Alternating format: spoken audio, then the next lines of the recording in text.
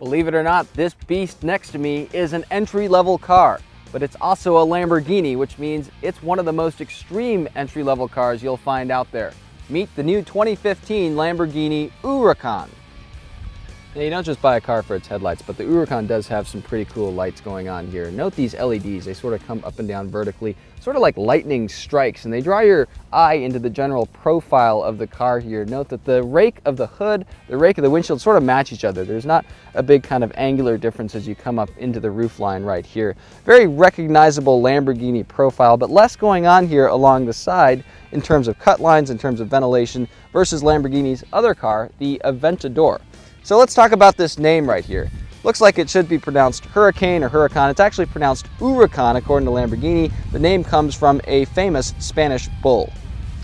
So here's where the bull gets its horns. A mid-engine layout in the Huracan, 5.2 liter V10 here with direct and port injection, 602 horsepower, 413 pounds-feet of torque. Thanks to plenty of carbon fiber and aluminum in the chassis, the Huracan only weighs 86 pounds more than a Ferrari 458. Standard all-wheel drive, a 7-speed dual-clutch automatic transmission means 0 to 60 in less than 3.2 seconds. That's wicked fast. The Huracan is actually easier to drive than you'd think. There's more power assist in the steering than you'd expect for a supercar, and the brakes have a nice linear feel despite the fact that they're giant carbon ceramic brakes, which can haul the car down from extra legal speeds very, very quickly. Obviously, as you'd expect, the 5.2 liter V10, tons of power, but more torque than you'd think for a naturally aspirated engine. Lots of power from even 2,500, 2,800 RPM all the way up through 8,000, all the way up to the 8,500 red line in our test car here.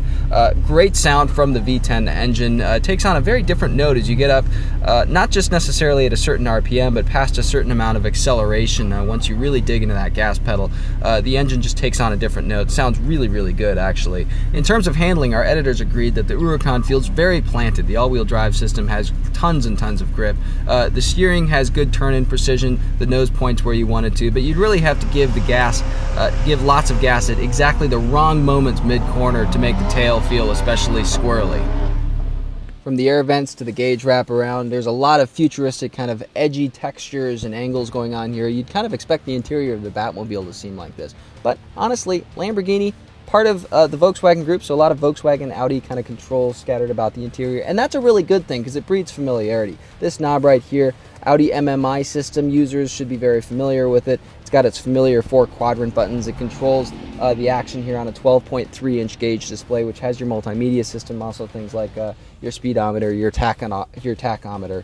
There's 3 auxiliary gauges over here. Below that, a lot of toggle switches kind of flow into this center stack here. Here's the transmission. Now you pull up right here to go into reverse.